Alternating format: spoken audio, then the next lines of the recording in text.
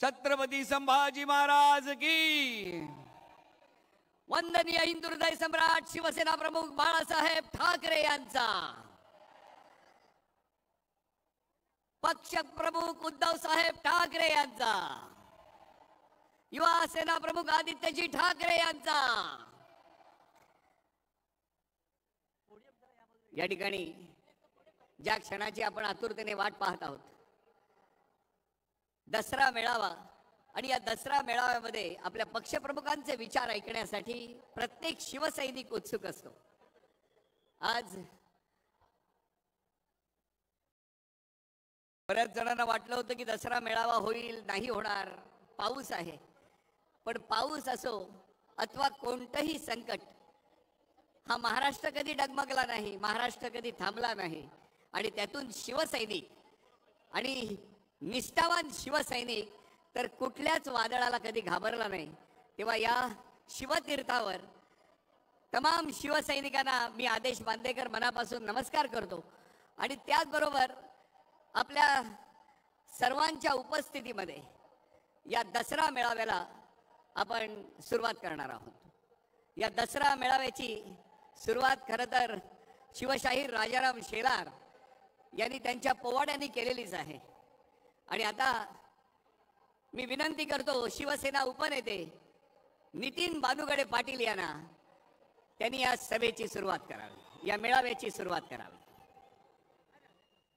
तत्पूर्वी जेवढे उभे आहेत त्यांना विनंती आहे, पाठवून येणाऱ्यांना रस्ता मोकळा करून द्या. पाऊस कोणत्याही क्षणी येऊ शकतो, पण मला माहिती आहे कुठलाही शिवसैनिक उठणार नाही, थांबणार नाही. त्याचबरोबर या समोरच्या मार्गिकेमधून पुढे येणारे शिवसैनिक गर्दीने पुढे येत आहेत. पोलिसांना विनंती आहे की त्यांना लवकरात लवकर या शिवतीर्थावर प्रवेश द्यावा. आणि पाठीमागे सुद्धा बरेच शिवसैनिक मध्येच उभे राहिलेले आहेत, त्यांना विनंती आहे आपण पुढे या. आणि दोन्ही बाजूला आपली बसण्याची व्यवस्था केलेली आहे. या व्यासपीठाच्या उजव्या बाजूला महिलांना बसण्याची व्यवस्था करण्यात आलेली आहे.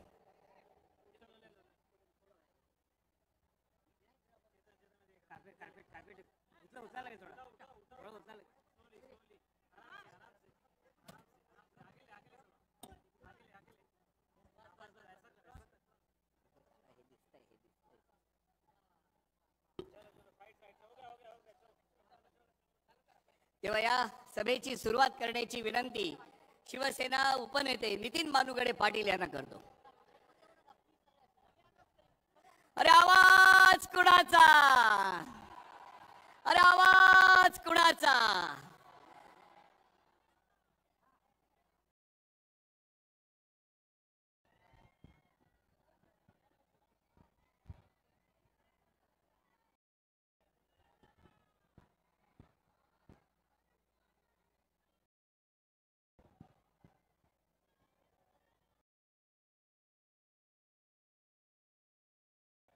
मराठी माणसाचा जन्मच मुळात विजांच्या कडकडाटात आणि तोफांच्या गडगडाटात झालाय. आगीशी खेळणारी माणसं आम्ही, पाण्याला भिवून पळणार नाही याची साक्ष देणारा हा दसरा मेळावा आहे. महाराष्ट्राचं कुलदैवत छत्रपती शिवाजी महाराज, वंदनीय हिंदू हृदय सम्राट शिवसेना प्रमुख बाळासाहेब ठाकरे, आदरणीय पक्ष प्रमुख उद्धवजी ठाकरे, युवा सेना प्रमुख आदित्यजी ठाकरे, मंचावर उपस्थित शिवसेनेचे सर्व नेते, उपनेते आणि गेली 58 वर्ष शिवसेनेसाठी प्रत्यक्ष आपलं योगदान देणारे तमाम शिवसैनिक.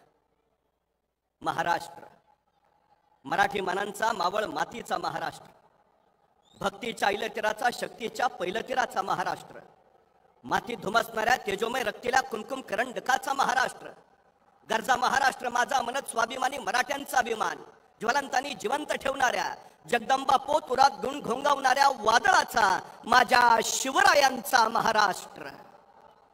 पण हाच महाराष्ट्र लुटण्याची, मुंबई काबीज करण्याची, महाराष्ट्राला खिळखिळ करण्याची दिवा स्वप्न अनेकांनी बघितली. आताही ती दिवा स्वप्न पाहिली जात आहेत.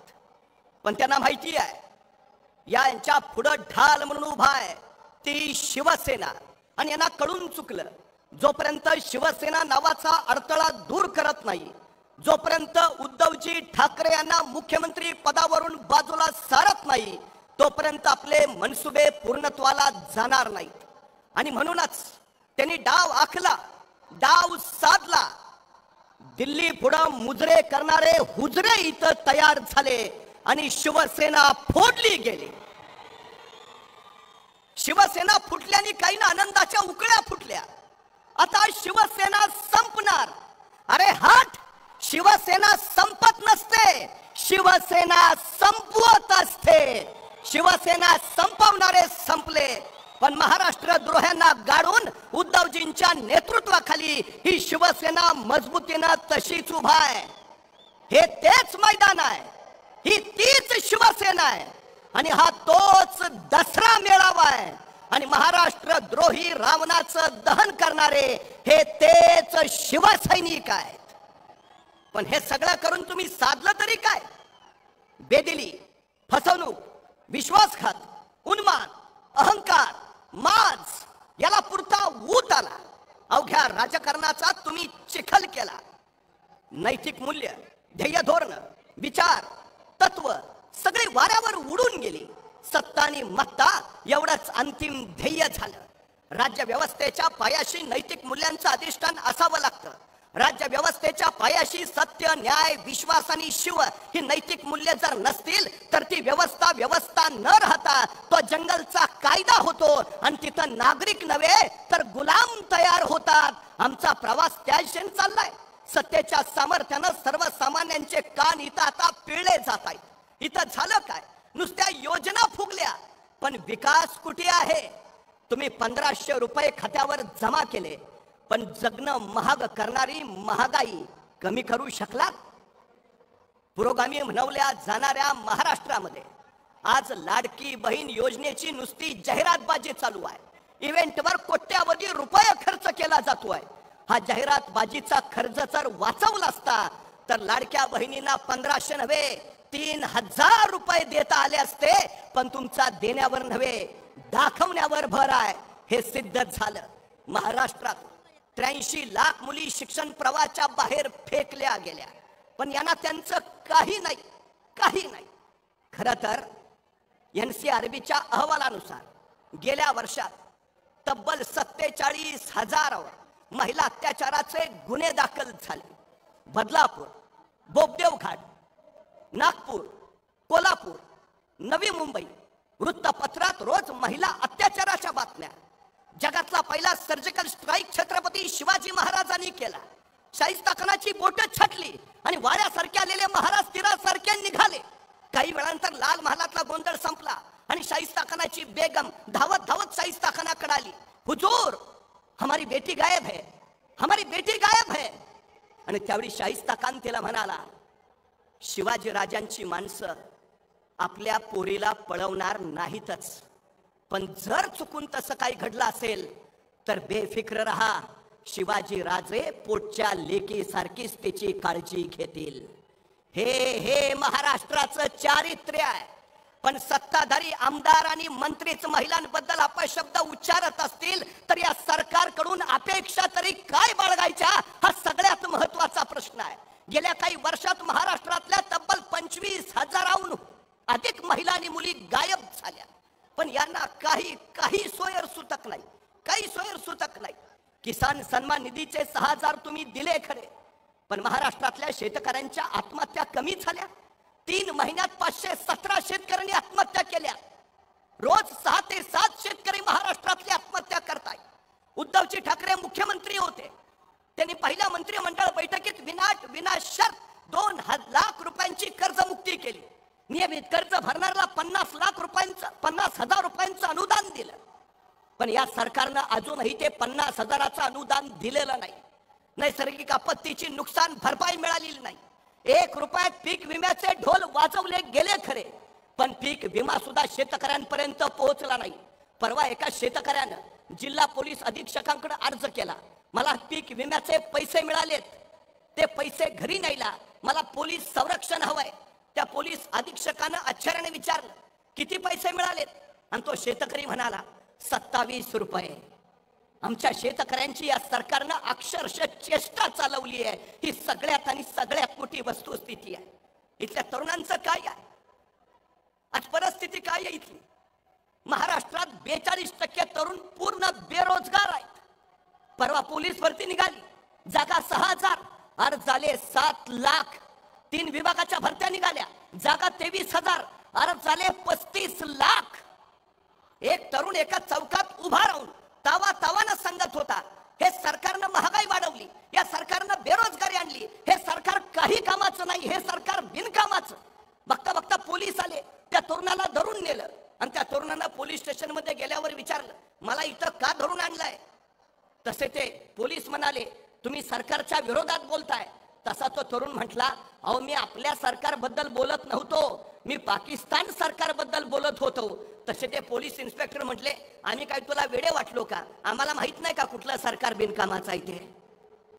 आज सगळ्यांची परिस्थिती आहे, सगळ्यांना जे झालंय ते माहिती आहे. पण आज नेमकी परिस्थिती काय, कुठल्या दिशेने आम्ही चाललो आहे, याचा विचार आम्ही प्रामुख्यानं करायला हवा. उद्धवजी ठाकरे मुख्यमंत्री होते, महाराष्ट्रातला एकही उद्योग गुजरातला गेला नाही. पण आता रोज एक उद्योग गुजरातला निघालाय. तुम्ही महाराष्ट्र सरकार चालवताय का गुजरात साठी सरकार चालवताय? हा सगळ्यात मोठा प्रश्न इथल्या जनतेच्या पुढे आहे. आमच्या पोरांच्या हाताला काम नाही, पोरं बेकार म्हणून फिरतायत महाराष्ट्रात. आज महाराष्ट्रावर 7,82,000 कोटीचं कर्ज आहे, 56,000 कोटी नुसतं व्याज भरतोय. हे सरकार जाईल त्यावेळी महाराष्ट्रावर 8.25 लाख कोटीचं कर्ज करून जाईल. महाराष्ट्रातल्या प्रत्येक व्यक्तीच्या डोक्यावर या सरकारनं 65,000 रुपयांचं कर्ज करून ठेवलंय. मग कर्ज झालेले हे कर्जबाजारी तरुण चाकरी करायला काय गुजरातला जातील का? पुन्हा आमच्या वाट्याला मुंबई तुमची तर भांडी घासा आमची. अरे यासाठी 105 हुतात्म्यांनी बलिदान देऊन संयुक्त महाराष्ट्र मिळवला का?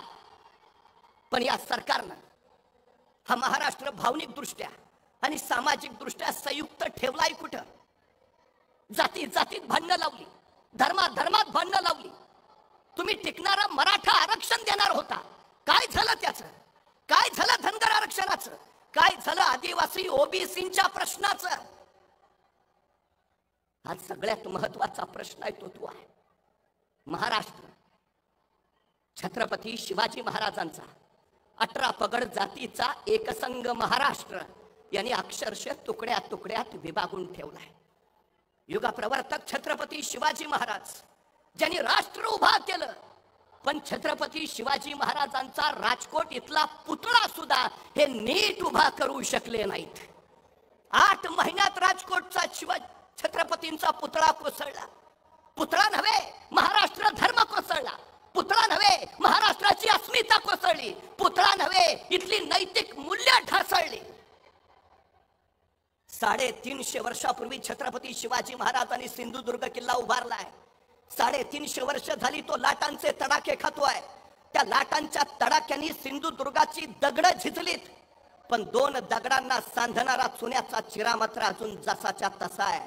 दगड झिजत 2-2 इंचात गेलीत, चुन्याचा चिरा मात्र जसाच्या तसा. मी निष्ठा त्या चुन्याच्या चिऱ्याला मानतो.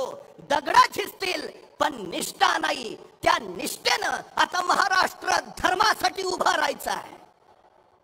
खर तर स्वराज्याची मशाल विझवण्याचे प्रयत्न वारंवार झाले. कनेगराच्या पायथ्याला असणाऱ्या रामजी पंगेरेला बातमी मिळाली, 10,000 फौजीनिशी दिलेर खान सुसाट येतो आहे. रामजी पंगेराकडे फौज फक्त 1,000. तो पळून नाही गेला, त्यांनी 300 मावळे गडाच्या रक्षणासाठी पाठवले आणि 700 मावळे घेऊन त्या दिलेर खानाच्या फौजेची वाट पाहत बसला.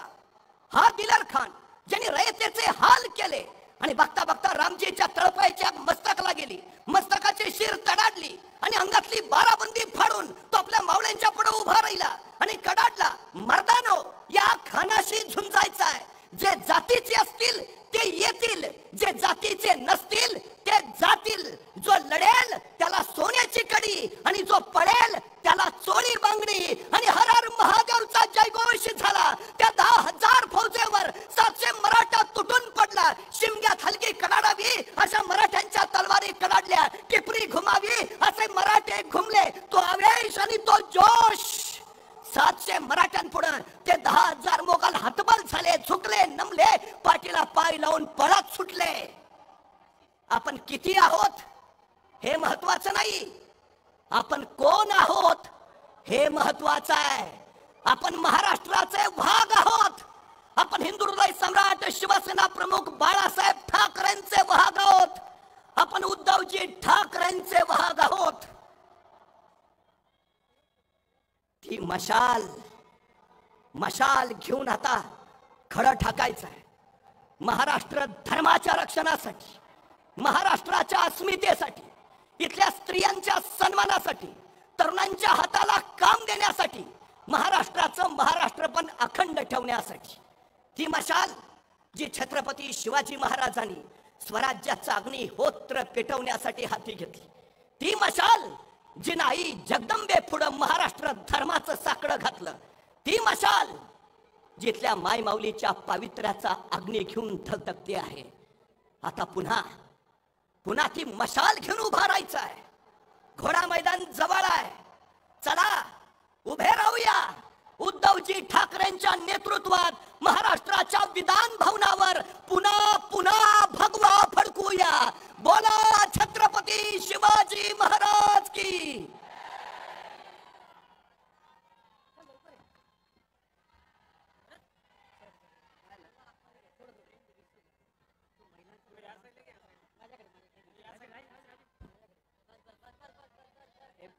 तो कोऑर्डिनेट करतोय.